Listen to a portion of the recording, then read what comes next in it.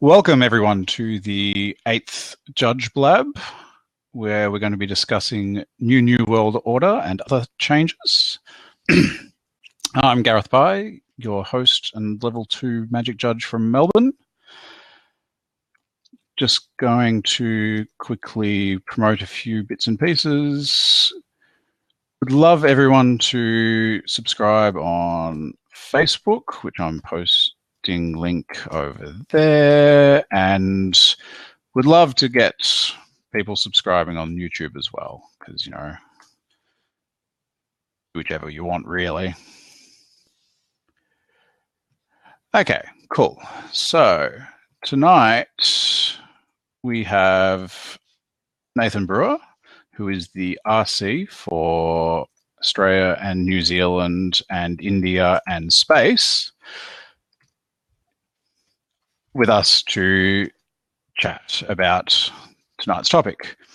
Just quickly going over his Judge Apps bio, which claims he has judged at 14 GPs, 6 Pro Tours, 5 Nationals, and 1 Worlds, which is clearly wrong. Oh, that sounds about right. I'm pretty sure the Worlds it's listing there is not the Worlds that I judged with you. All right. So, yeah, right. I've judged more than 1 world. Yeah, that's convenient. It also doesn't list you as the head judge for any Nationals. Yeah, they're all pre this. And so on. So you've judged at least that many big events. You've been around a while. That's true. I also want to help boost signal on the exemplar program. So I'm going to read out 2 of the exemplars that you got in Wave 2. Firstly, from David Lyford Smith, commonly DLS. Nathan, what can I say? Another exemplar round and another time you jumped to my mind. You made sure I was feeling better when I was having a crappy day at Pro Tour DC, and generally made that event much better for me and everyone else with your upbeat manner. And I thought that was a pretty good one, but we've also got David Zimmett saying, Nathan, thanks for being the voice of reason and the embodied antithesis of insidious wishy-washiness in many important discussions. In a large enough group, it's very easy for people to get intimidated out of challenging the consensus, and I have tremendous respect and gratitude for your ability to utterly ignore that, speak your mind, and thereby challenge others to express their opinion and thus increase the depth of discussion. Thanks. Hilariously enough, that one relates to the genesis of the exemplar program. So. I sum that one up as you're getting an exemplar for just being a characteristic Australian. Yeah, pretty much. It's a lot of there was for a period of time a little bit too much everybody agreeing, and that's not how things work when I'm around. Yeah. Okay, let's get on to the meat of the discussion now. So, New World Order. Yeah, all right. So I guess the first thing, I'm assuming that everybody here is aware that there has been a reasonably major redefinition in the judge program relatively recently. I can't even remember what date it was. Where are we? This isn't going to tell me what date that was. Tuesday last week? Useless. Yeah, so April 11th. April 11th. So a grand total of 10 days ago, it was announced to the world at large that there are only 3 levels in the judge program as of 10 days ago. So we got a bit of an influx in L3s that day. I think it's the largest single addition of L3s on a single day to the program ever, surpassing the day that Fabian and I both made L3. Because I believe there were 8 of us who made L3 that day, and there were 14 this time. So probably even surpassing the first day L3s were a thing back in the dark, dim days of the early Judge program? Yeah, that's a question for Mark, who's probably got a bit more knowledge of what was happening back in the earlier days than I do. I've been around for a while, but not quite that long. So yeah, the level 4 and level 5 roles have been collapsed, or have level 4 and level 5 judges have been rolled back into level 3, and we've introduced some new things, some roles within the level 3 sort of sphere to cover those elements. So you may have a Grand Prix head judge role, which is nice. It means that if you've got that role, then you can head judge a Grand Prix. There's a regional coordinator role, which I will have at least until October, when we do the first wave of the rolling changes to that. But I'll get into that in a little while. And then there are also program coordinator roles, which sort of cover the role that the level 5s ostensibly had, which is governance of the program, the Judge program as a whole. And it's just sort of splitting out a lot of these things that everybody was doing into more granular, more easily understood, and more transparent systems. So I guess, and one of the big reasons for this is we've got 10 people in the chat room, other than Mark and myself. Who here knew how to get to level 4? If you just want to put a yes if you knew over in the chat bar while I'm sitting here and talking about things. Kind of. I'm sorry, I don't know who you are, Basaka. Sorry, I'm bad at knowing people's Twitter things. Alan. Yep. All right. Cool. So we've got Alan and we've got Matthew, who at least sort of knew. I think I have a guess of how you did it. Yeah. So it was not very clear, which is something that the program had been trying very hard tried very hard for a very long time to rectify, but the issues were really starting to come to a head. It wasn't the level 4 role wasn't really working anymore.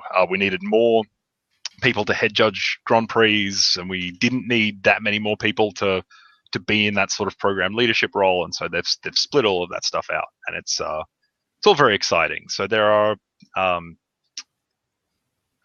so that's just a bit of a shake up of the leadership element of the program, which is where the biggest changes have been made using in the new world order, which is a terrible name for it, and I wish that they'd come up with something better. But that's neither here nor there. Levels 1 and 2 don't change anywhere near as much, except one of the things which I'm personally most excited about is the opportunity for level 2 judges to be certified to train new level 2 judges.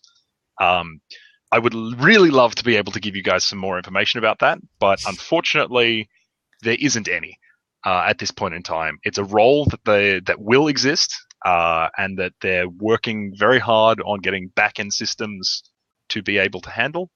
But as all of you, I am sure, are aware, the Judge Center is not the world's easiest platform for them to do anything in, and it's even more complicated at the back end because the gentleman who wrote it no longer has anything to do with it, and nobody really has been working to keep that maintained in. I thought it was one step worse than that they didn't have the current code. Well, I don't know. That was certainly a rumor that was going around, but I know that Mike Turian a few years ago managed to get in there and make some pretty substantial changes and fix a lot of bugs, and so I know that they're able to do at least some things. But this is a fundamental and major change. It's splitting, or it's creating a new functionality which you can give, which splits off the the testing role from the level. And that's something which is complicated, and that'll take a little while from the back end to get sorted out. It'll also take us a little while to work out from a policy side how we determine when somebody's ready for that role, how we're going to test, and how we're going to what sort of requirements we're going to need for that. So I know that there are a number of people here in my region that I'm very keen to get to that role as soon as we can. Unless some of them make level 3 before that ends up happening. But either way, they'll be able to test level 2s, and that'll be a nice thing. And they've also sort of really emphasized the fact that a level 1 judge is a regular REL in-store judge, and that a level 2 is a competitive REL judge. And that's the bit I like the most.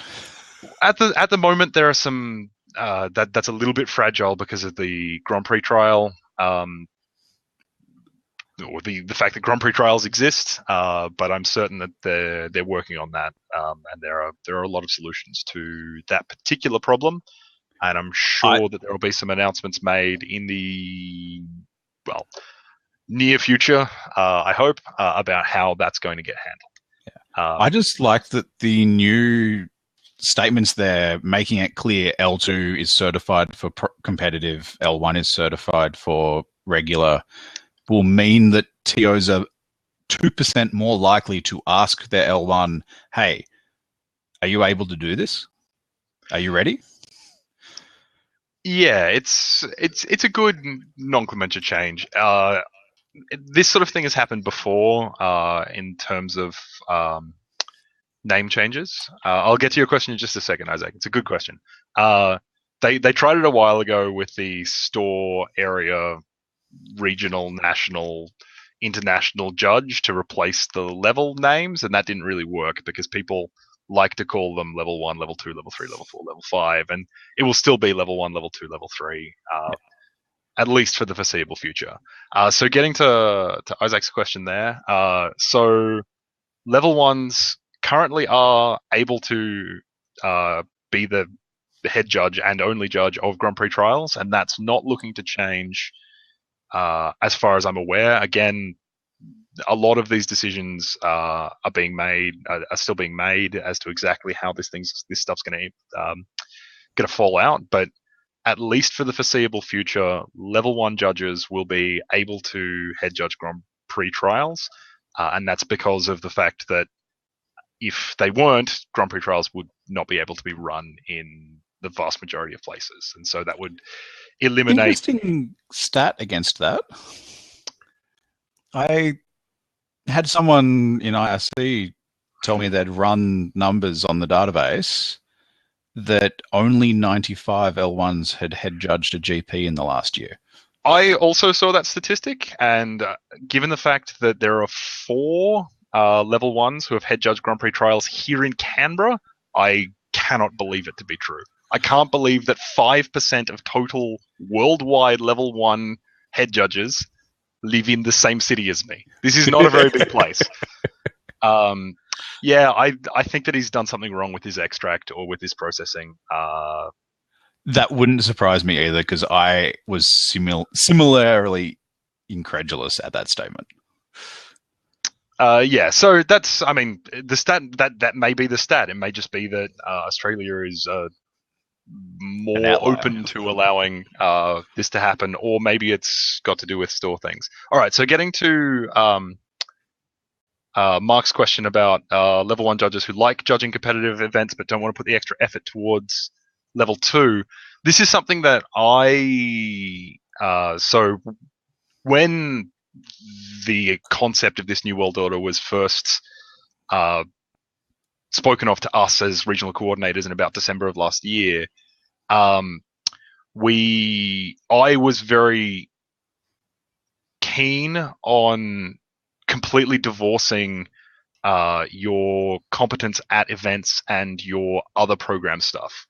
That didn't happen quite to the degree that I wanted it to, but the requirements for getting to level 2 are likely to shift more towards the rules and policy side and less towards the mentoring side, just because of the nature of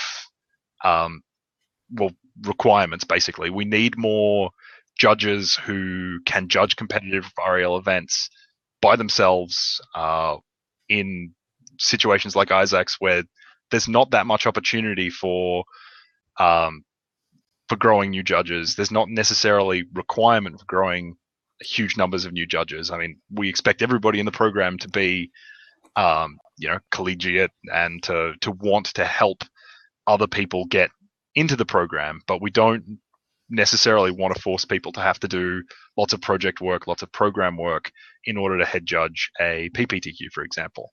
And again, there are still things shaking out in this process, but I do certainly hope that we'll have either a role for level ones saying that they're certified to head judge competitive REL events, or a way to let those people make level 2, and that's all still up in the air. There's scope to expand roles, but as with everything, the new world order was pushed out for.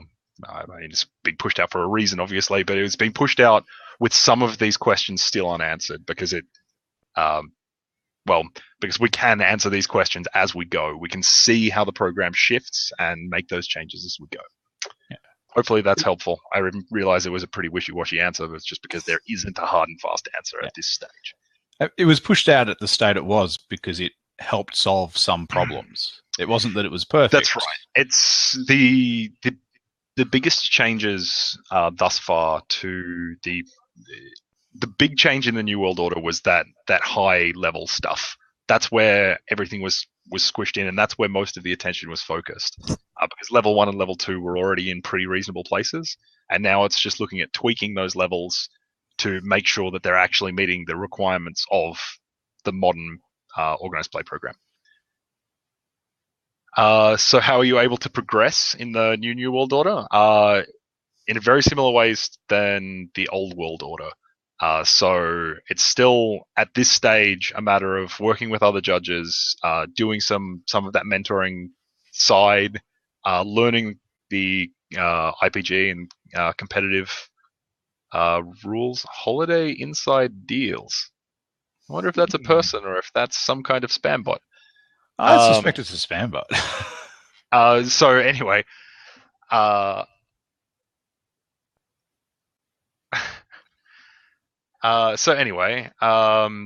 as you're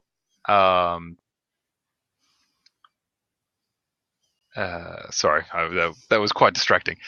So lower level judges, at the moment progression is still very similar. So it's about working with mentors, working with other judges wherever you can. And I realize that in your situation, you're quite a long way away from any other judges.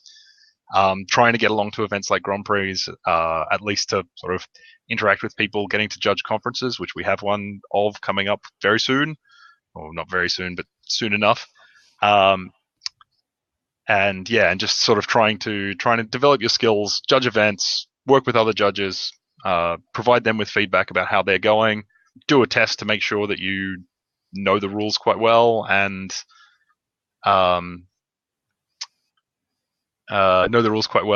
also know the IPG, and then you hit level 2, and then there's more progression from there. There's the path to level 3, which will be changing slightly. It's not going to be a complete, throw out the baby with the bathwater, but there will be certain elements of that which will be simplified. Because the entry level for L3 is again probably going to shift a little bit, down, because these advanced roles will allow for people to grow within that. And hopefully that answered your question, at least a little bit. Yeah, the kernel of that answer is not much has changed about progression right yet. Just yet, yeah. I was hoping to be able to have more answers, but no more answers. I think you might have been slightly optimistic for significant things to happen in 1 week. Oh, look, there was a lot of stuff that I had sadly assumed had already been thought of. That's a good question, Mark. I hope the answer to that is yes. Very much. The role which that's most likely to end up happening for is going to be regional coordinator.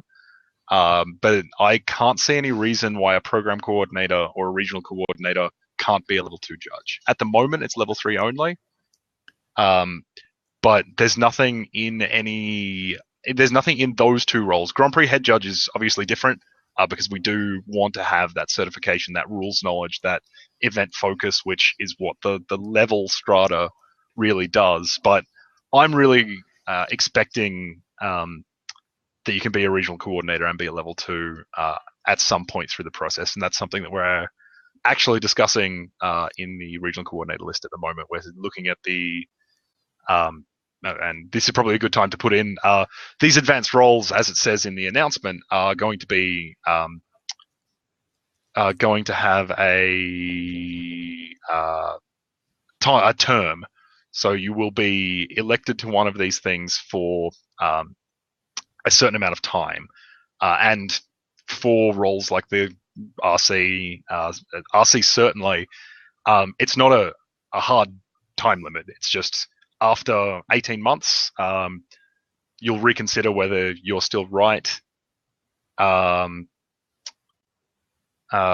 for the position and whether you're right for and whether you still want to do it. And so we've got more spammers happening. Fantastic. Right. So anyway, so the internet is strong. Yes. Yeah, these things happen. Yeah, it's the internet. I'll keep on top of that. Yeah. With that existing, I can only assume that we're going to end up with L2s taking RC positions, certainly. Yeah. I mean, there have been L2s as RCs before, haven't there? There have, not for quite some time, and that was partly because there's a lot of discussion there's not a lot of discussion. There's some discussion, some things which L3s are privy to before other parts of the program, and certain elements of that. Also getting all the RCs along to a particular event to run the conference means that you can kill two birds with one stone if they're all L3s. So they've been trying to avoid having level 2 judges as regional coordinators, but there are going to be times and there are going to be regions where it's going to need to happen. Yeah. Particularly if they want to cycle through the role a bit more frequently. Yes. October this year is the current plan, and then hang on a second, let me just try and find it. I got an email about exactly, like I said, I've had an email about exactly this today. RC renewal groups, here we go. Yeah, so Wave 1 will rotate October 2016, Wave 2 will be April 2017, and Wave 3 will be October 2017. Yeah. We are discussing that at the moment as to who is going to happen when. Actually, it looks like that. So I know who it is, but this information isn't public yet, so I can't tell you at this stage. But it is something that we're looking at and something that we're thinking about. Yeah, there's no reason that that the same person can't stay in the position if they want to and if they're still doing the job. There are some assessment criteria that are going to be going to happen. So in answer to Sonia's question, the role for the regional coordinator is really just a lot of it is managing communication between Wizards of the Coast and judges here in Australia. A lot of it is liaising with stores and liaising with judges to try and help them work out what's going on, work out like help them find staff, for example, help them train new like to help train new judges, help with remote certification, and a lot of these things can be managed by a level 2 judge. There's not the regional coordinator isn't a rules guy. He's not a policy guy. He's a people guy, which I'm admittedly quite terrible at. I'm not the most friendly person in the world, but it's a leadership role, but it's not a tournament leadership role, if that makes sense. So it's like the things that you need to make level 3 include it's a community manager position. And if you look at community managers for online games, you community managers for a game like League of Legends aren't world champion League of Legends players. They're people who are good at interacting with the community and good at getting people enthusiastic, getting people involved, and getting results. So I don't see it as needing to be level 3. Again, when things shake down, it might end up that we do need to have that extra step of commitment to the program that you need to have to hit level 3, to show that you're committed, you're willing to put in the work that's required to get there. But I don't think that it's needed. And same with the program coordinator role. I think that you can have people developing policy, particularly policy for something like regular rules enforcement level, which in some ways, being a level 3 judge who's working primarily at Grand Prix is going to actually hinder you in that sort of role.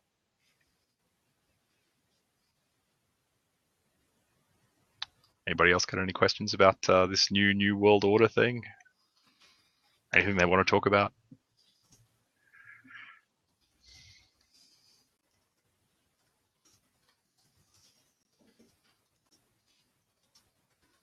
Excellent. That'll save us from sitting here in awkward silence.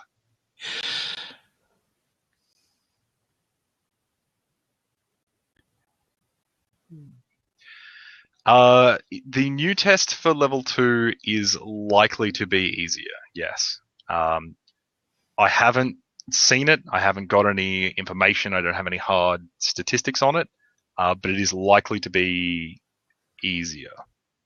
Well, the requirements are definitely shifting down a little bit. At least that's what we've been told. At the moment, they're staying the same, but their requirements are stepping back a little bit. I do love that we've got new retesting requirements for level 2. Yes. Where's my thing? Yeah. Websites with weird layouts. So the advancement requirements are a bit simpler. It is definitely going to be nice. And another really nice thing is that level 2 tester role will be significantly easier to get than level 3. And so more remote regions where we have some L2s already, it'll be much easier to develop that sort of core of so at the moment, places like New Zealand, Brisbane, Perth, they're pretty far from a level 3. And so generating new level 2s there is difficult. At least at the moment, there are certainly a few people who I hope to be level 3 before this is going to make any difference. But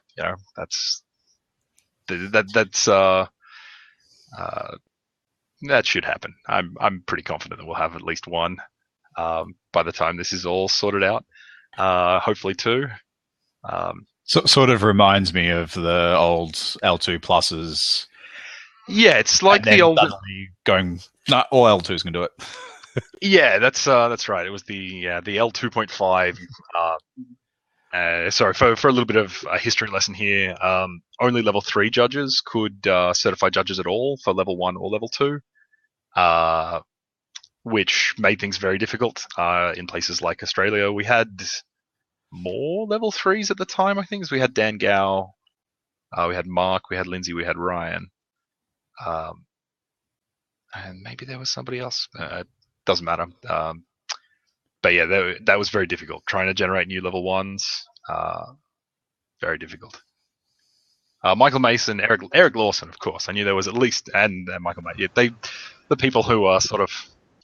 Hello, Woody. How are you doing? I'm trying to work out why I just took you off my Bluetooth. That's a fine question. Are you driving and participating in this Judge Blab? You probably shouldn't. You probably shouldn't be doing that. Particularly with no hands on the wheel.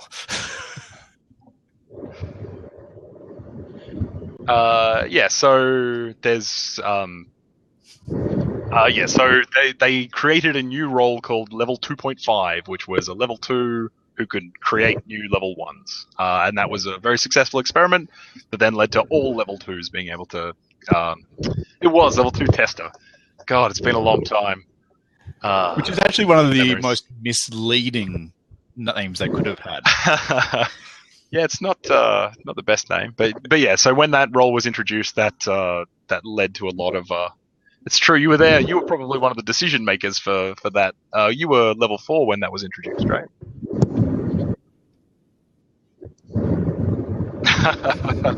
It doesn't matter.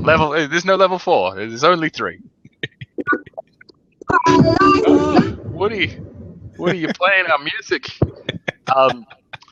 Yeah, so and the Level 2 tester role that's being introduced, we can hang him up. I'm going to hang him up. You could also mute him. Can you hang him up, can you? No, I can't. I thought I could, but I was wrong. I can. Before I hang up, I want to ask my question. Yep. I'm on mobile and I'm in a car. Go for it.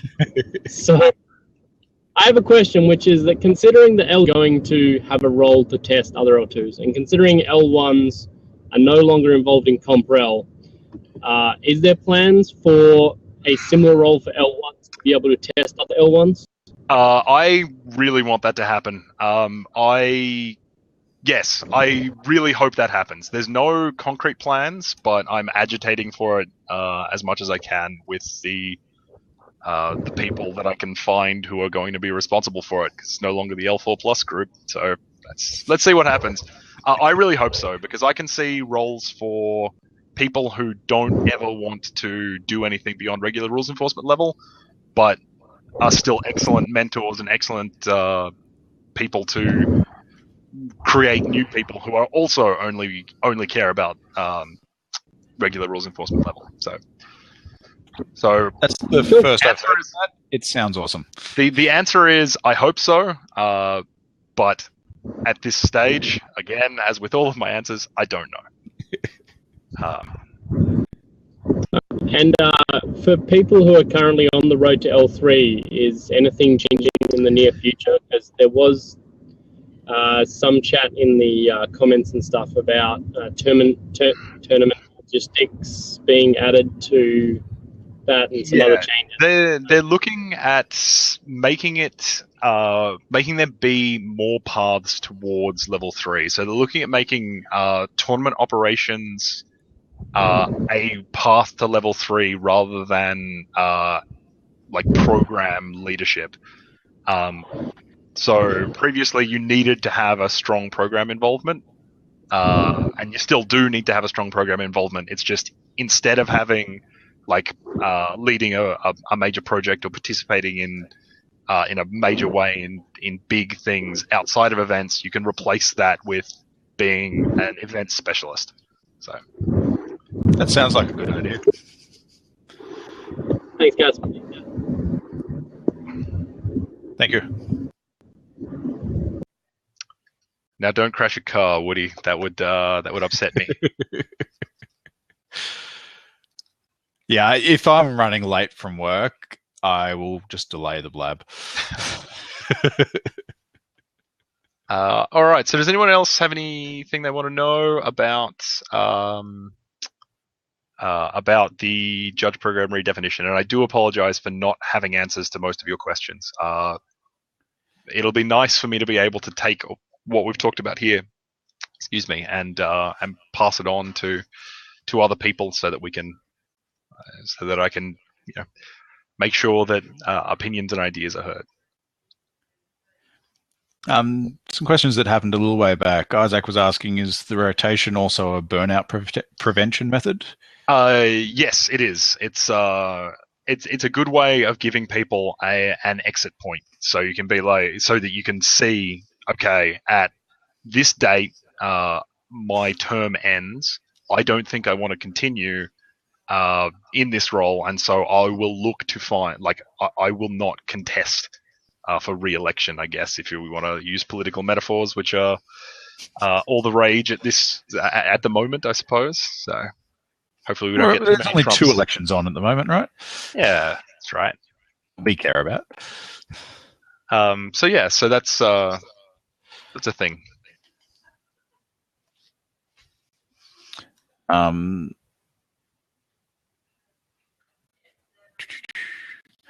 So there was also the small announcement about the RA stuff getting taken away. Rules Advisor is no more. Yes, Rules Advisor is no more. It's just the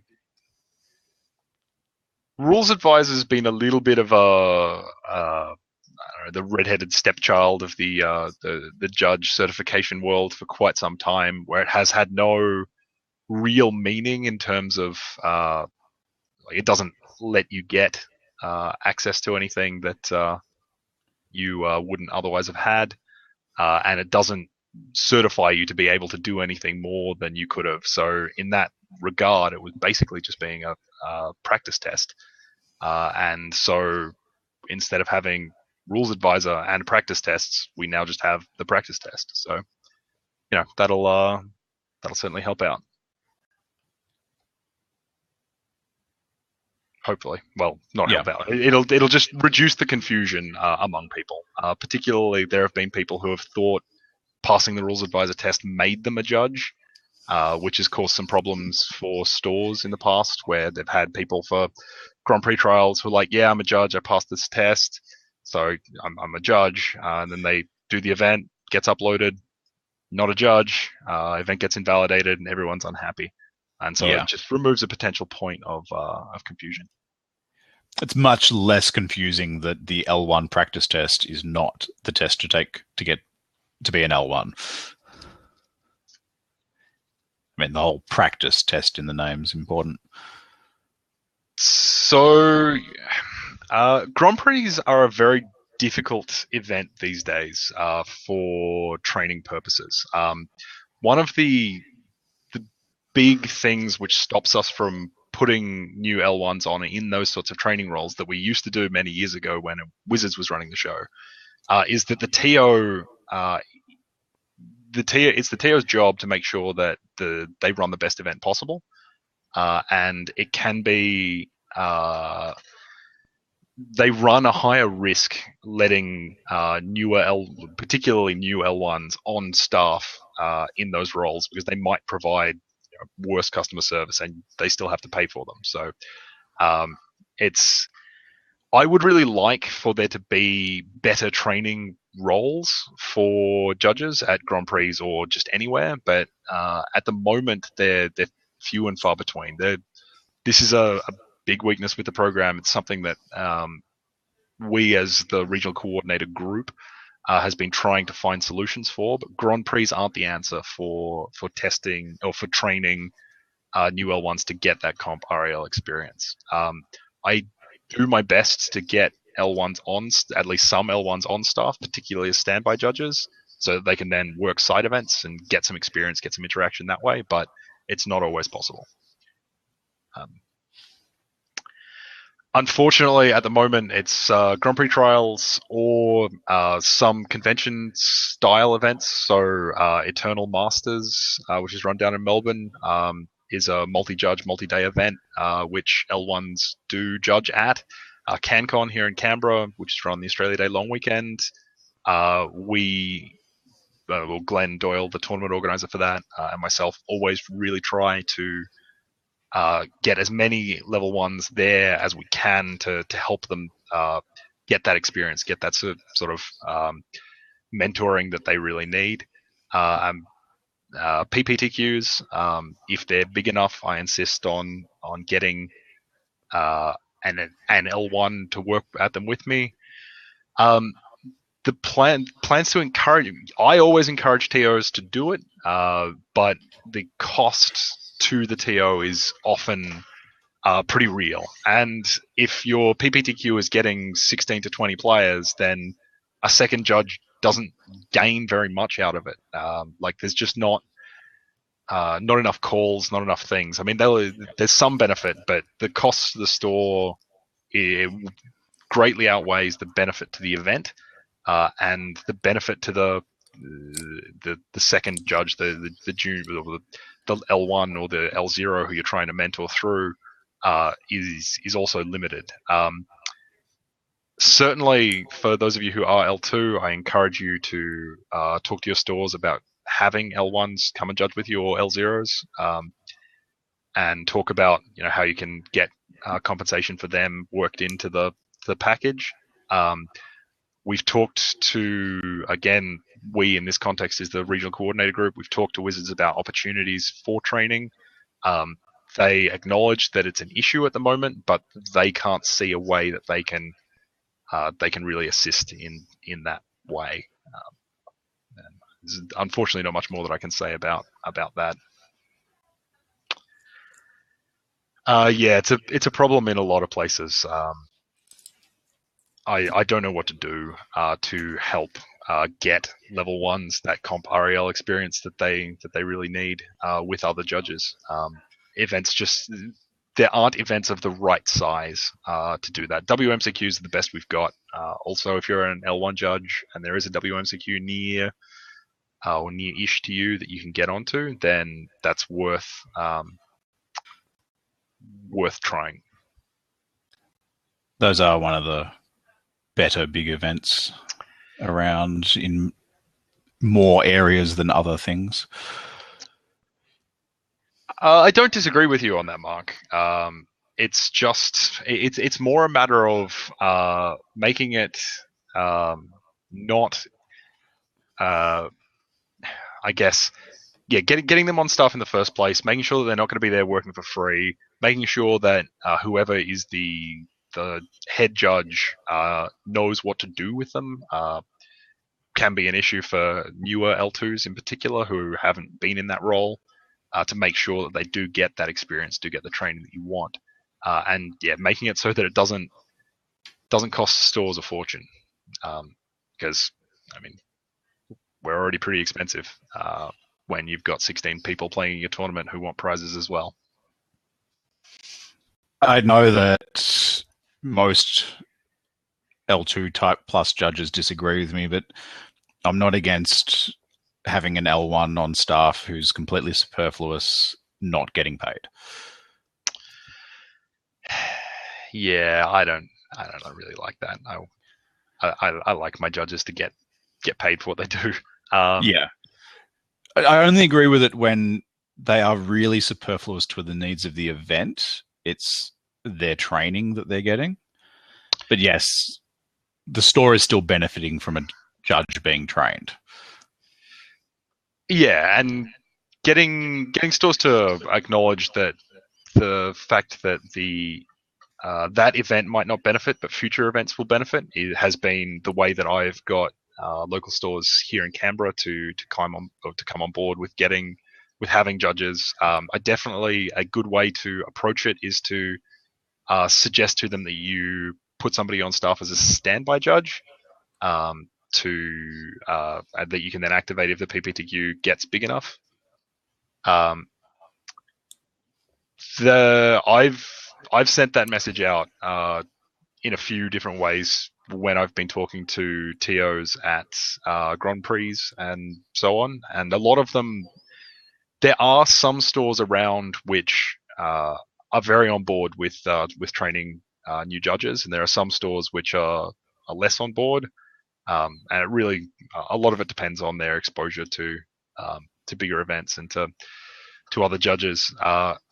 We already have problems in some parts of the country where there just aren't enough L2s to judge the PPTQs that need to happen, and so it's a big concern of mine. It's something that I've been actively working to trying to fix, but it's not something that I have. It's not something that has an easy solution.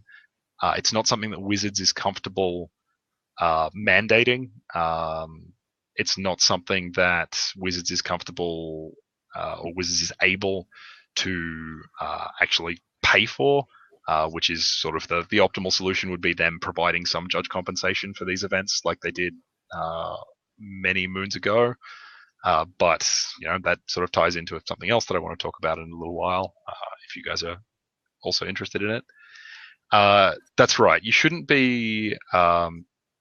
You should always feel comfortable saying no to judging a PPTQ if you don't want to judge it because you've done too many, because you want to do something else that weekend. It's incumbent on the store to get a level 2 judge. It's not incumbent on you to head judge events just because you're asked, and it's not incumbent on you. That's not a bad plan. You can certainly push that.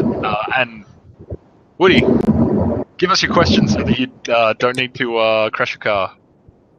Well, I had a comment on the staffing a trainer for PPTQ. Yep.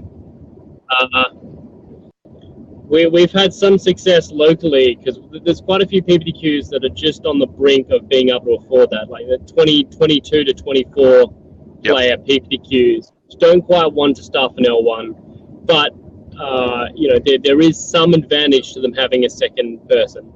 And we've talked to them about offering a training compensation where we say to the L1, okay, well, you really want training for becoming L2. So the training itself is an advantage for you. And what we can offer is, say, half the normal compensation plus, drinks throughout the day, etc. Yep. And then you get to work this event, L2. Yep. And a lot of the L1s have been really happy about that, and the TO is happy about that because they're getting, a person at a discount. They're going to make the event better. The whole thing works out for everybody, and we've had some success with that in a couple of stores. Yeah, no, that's that's a good point.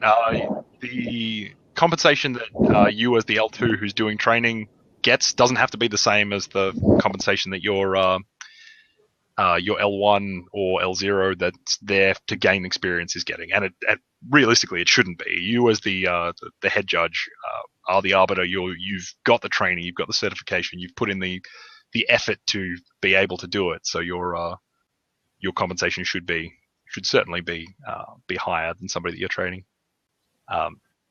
Alan, I see that you've been selected for Battlefield Forge this week. Good work.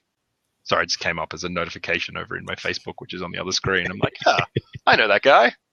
Yeah. Yeah, I was just pulling up the numbers on New Zealand PPTQs, as that's the other thing that I dabble with that people find pretty useful. So season 1, New Zealand had 8 pre-PTQs and a total player count of 238.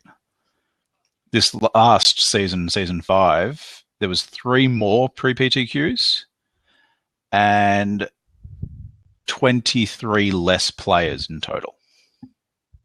That's some interesting stats. So, yeah, you guys are getting some small pre-PTQs. I mean, the average in Season 5 was around 20 players, which is not many.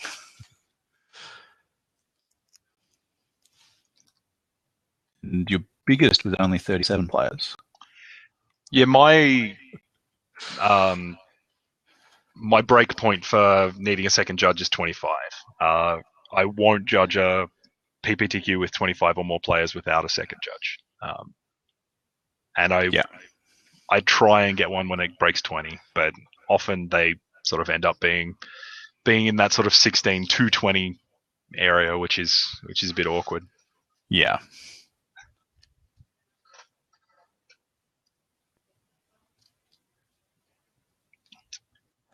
A 34 player with half a judge. Yeah, we've all got war stories, Mark. And when you say half a judge, you mean you plus a half judge, right?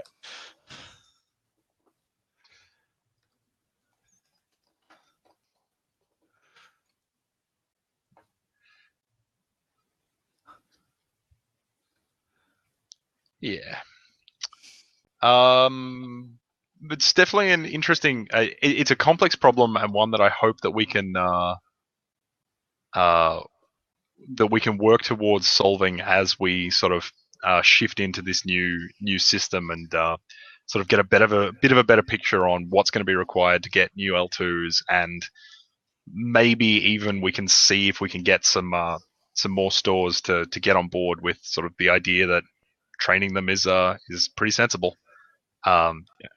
Like having somebody new come through and teaching them the ropes means that when local L2s are off doing something else, then you've got this extra person who can come and back up, which I think is important, obviously, particularly in smaller areas.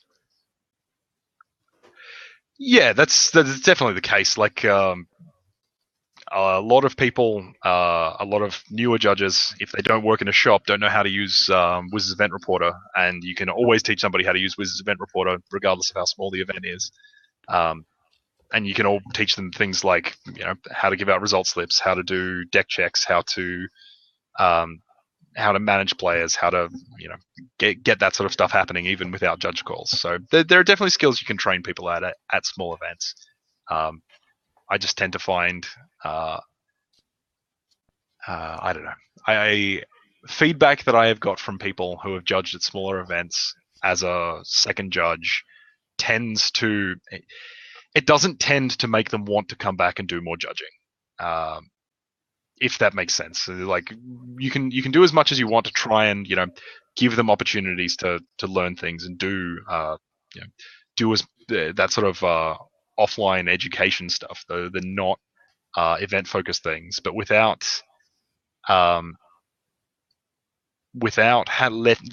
them sort of getting, I guess, their feet wet and actually sort of getting involved in interacting with players, it doesn't build up that fire.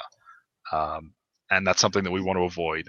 The last thing I want is to have an L1 on staff at a 14-player PPTQ, and then at the end of it have them go, well, that was boring, I don't want to judge anymore. So I don't know, it's a difference of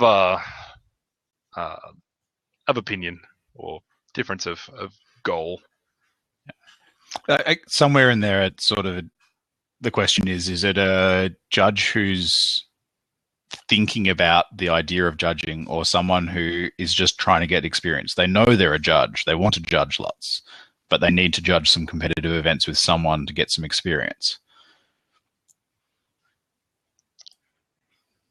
Yeah. But again, like if they're looking to judge at more competitive events with somebody to get experience, like how much experience are they getting at that sub 15-player event with you that they wouldn't be getting doing something like judging of something like participating in this blab, or going along to a judge get together, or just having a chat on Facebook, which doesn't consume their entire day. But that's this is a topic that we could probably talk about for a very long time. If anyone's got any specific questions or suggestions, I do like Mark's just refuse to judge unless they'll let you have somebody. I've definitely done that with GPTs.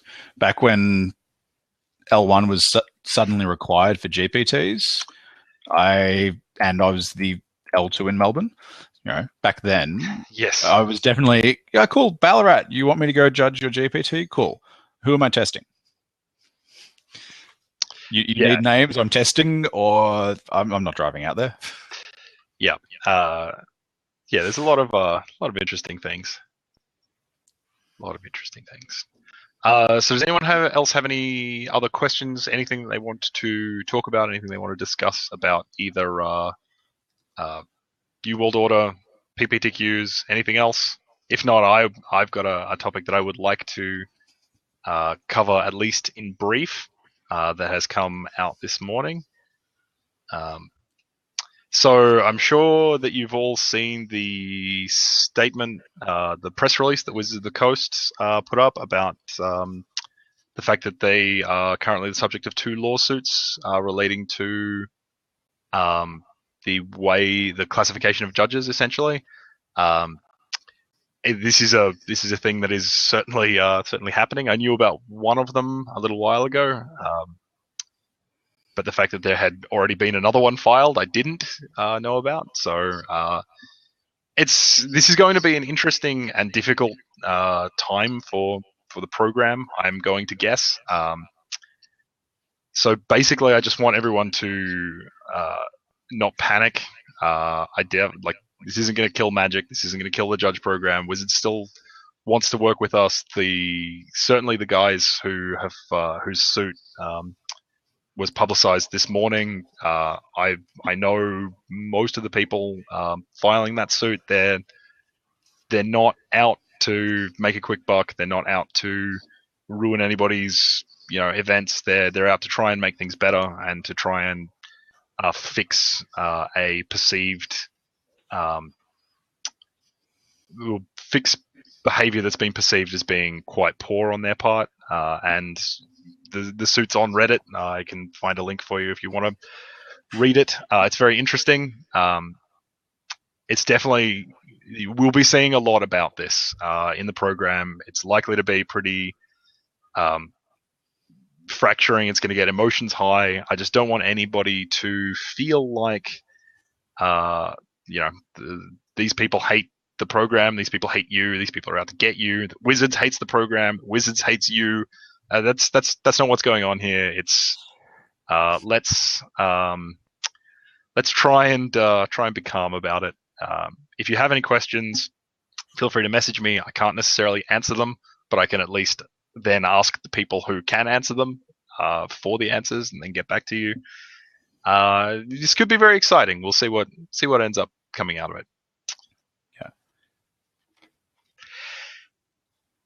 Yeah. Yes, it's a US-centric issue in the sense of the fact that it's a class action that's been filed in the US, and I don't believe that any of us will be eligible to be members of the class, but it probably will impact the way that Wizards interacts with the Judge program internationally.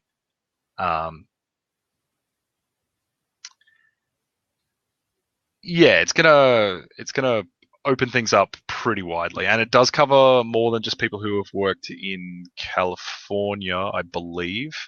Yeah, they got two classes of people, and some of the clauses apply to all US and some only apply to Canada only. So it's the one suit that's been filed, but some of it applies to there are different two bits. different suits.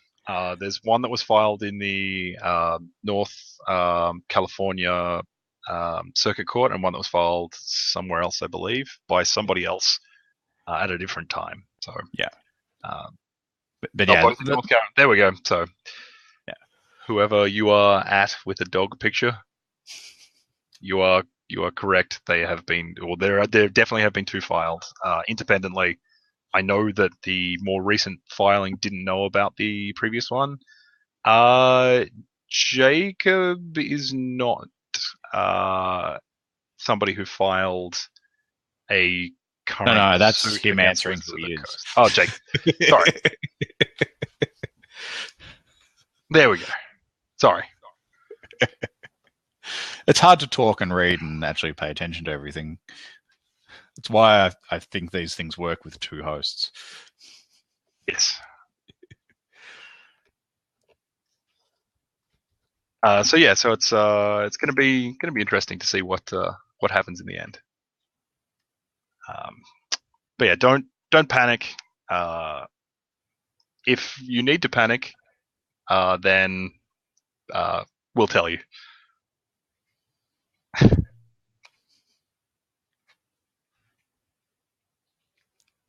Who's Isaac asking for take on it? My take on it? I'm not going to answer that question at this point, just because I don't think it's my position kind of precludes me from talking too much about my personal opinions on this matter.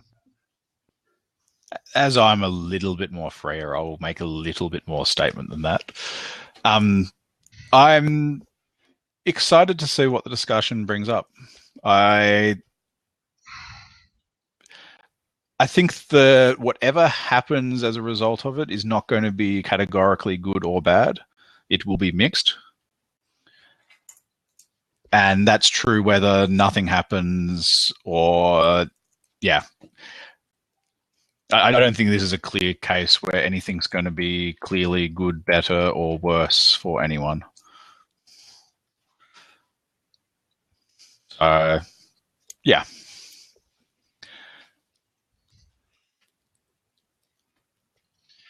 So it's happening. It's going to continue happening. It'll be up to, I guess, the people who have filed suit and Wizards to work out if they want to settle or if it's going to go to court. And if it goes to court, then it's going to be. I think that the Shaw matter is supposed to go to jury. Where do I see the judge program in a year? That's a good question. It's pretty unlikely to end up. I agree with Jacob there. It's pretty unlikely to end up going to trial. I'm hoping that it'll end in a settlement, but let me see if I can find that Reddit link.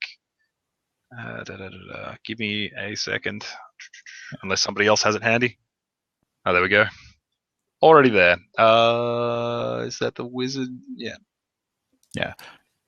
I mean, some of the comments I've read from people filing that suit, the one I've been paying most attention to, doesn't sound like they want it to get to jury. They want Wizards to go, right, let's make these little things to fix some stuff up.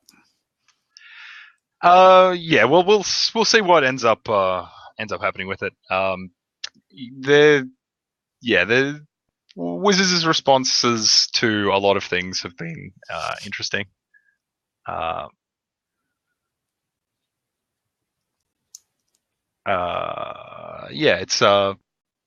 It's certainly going to be interesting times. And basically, I'm just here to say, look, don't panic. We all, like, everybody involved still loves, Magic, still loves the program. It's just there are things which are going on which aren't great. That's a bit of an awkward response. This guy probably is full. So back to the question of where do I see the program in a year? I actually see the program in a pretty strong place in a year's time. The quirks with the new world order, I hope, will have shaken out. I expect player numbers to keep growing. I expect stores to keep on putting on great events. I expect there to be another 4,000 new Magic cards printed, because they're printing a ridiculously large number of sets in the next 12 months. I am cautiously optimistic that these changes will help keep the judge program strong, and I'm also cautiously optimistic that whatever happens with these lawsuits, it will end up with the program being stronger for it. Sorry, I'm just gonna see if I can open this thing before I lose the link. I guess in some ways it's nearly guaranteed that the program will be healthier because we'll at least be on firmer ground on what ground we're on. That's right. Like, everything will be solidified. I really like the changes to the leadership portion of the program. I think that they're going to be really strong. I hope that there end up being quite a large number more roles, available, so that we can get a little bit more granularity, and that there are more roles made available to level 1 and level 2 judges. Not necessarily the same roles that are available to level 3 judges, but similar sorts of things. It's all interesting.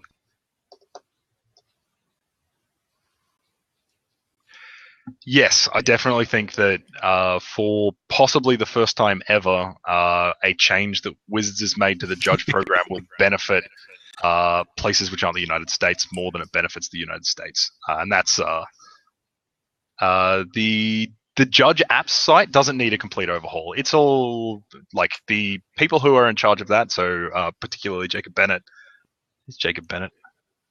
I can never remember what his first name actually is Jay Bennett. James Bennett. He was something starting with a J.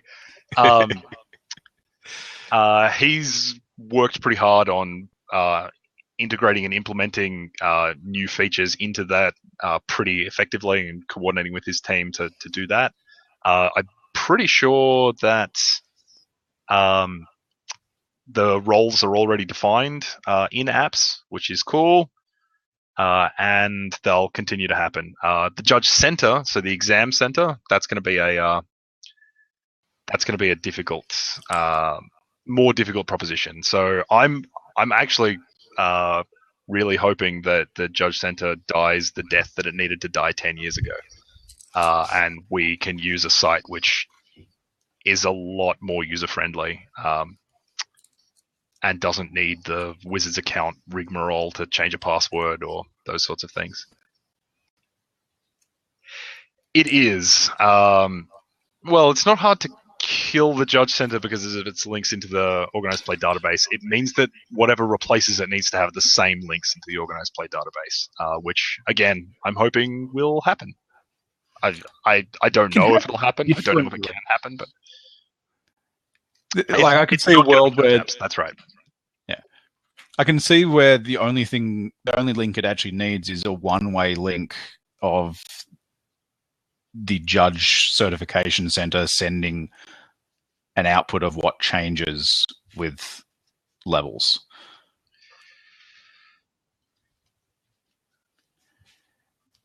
Yeah, whatever happens. I mean, it doesn't need to be rolled into Judge apps, but a replacement for the Judge Center, I feel, would be it is probably somewhere on the cards, either a complete overhaul or a replacement. But hey, a man can dream. That's probably not how I see the Judge program in 12 months, but it's how I'd like to see it in 12 months.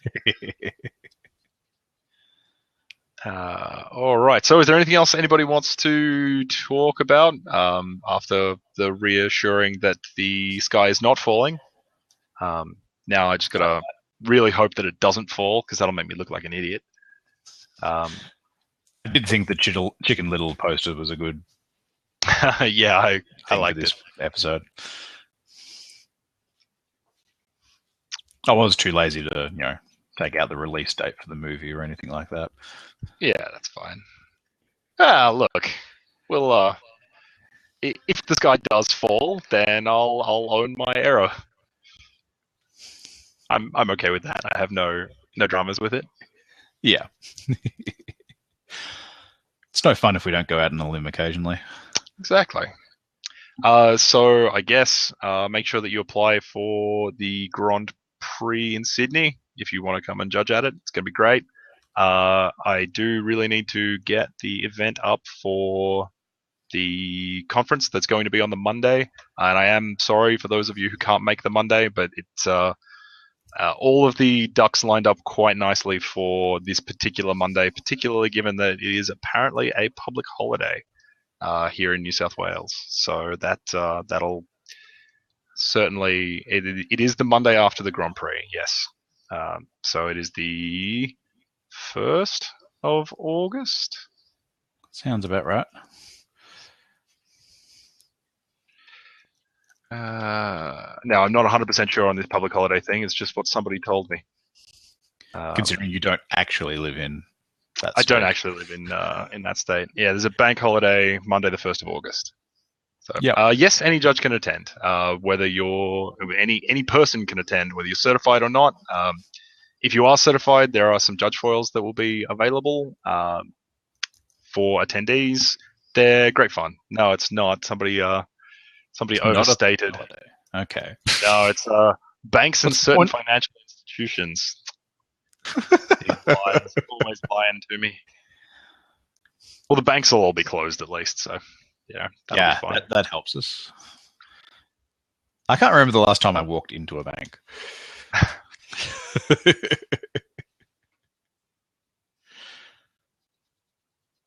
Yes, and there will be a thing happening on Thursday. I'm sure Matthew will have more details on exactly what that is.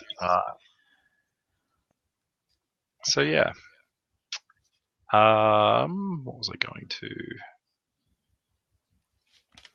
ask?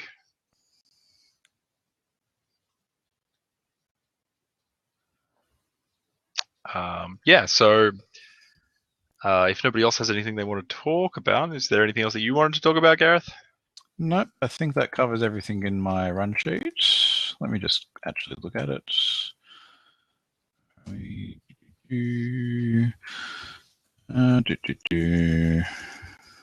Yeah, cool. No, that's all I wanted to say.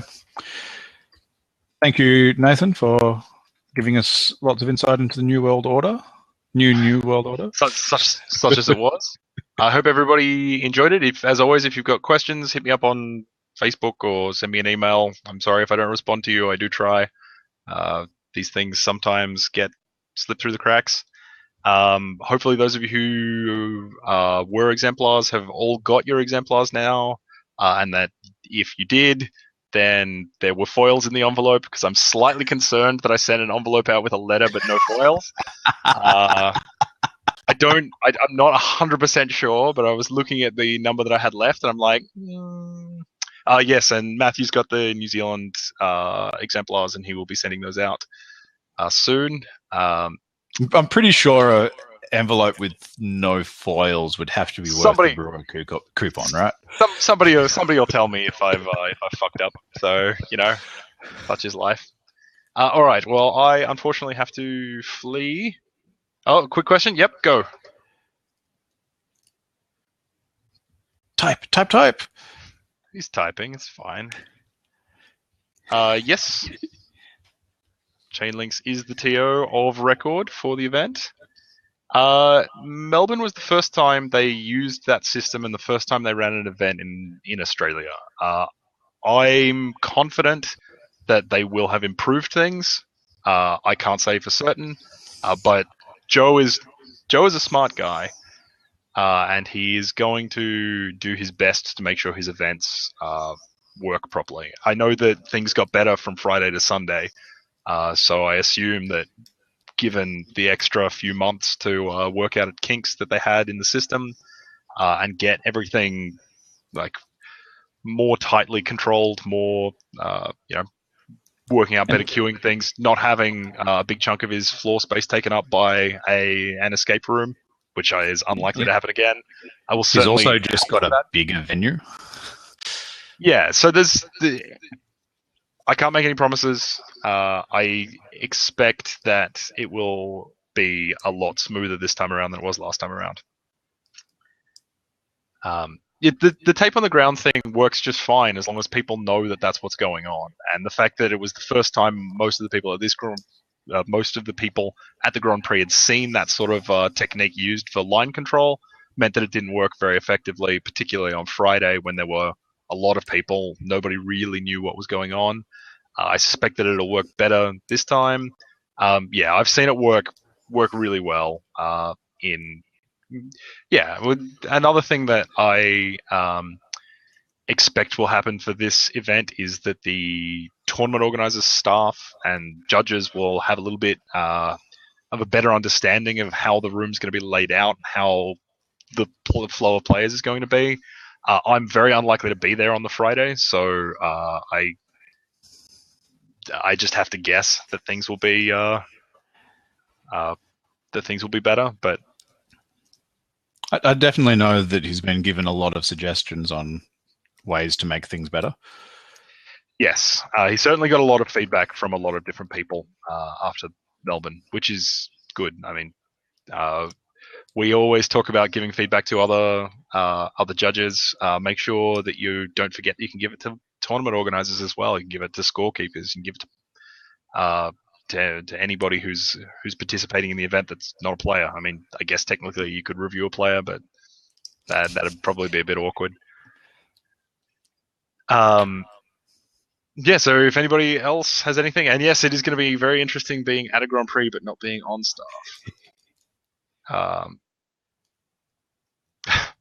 Are you going to be scorekeeping in Sydney, Mark? Do you know? Can you say if you do know?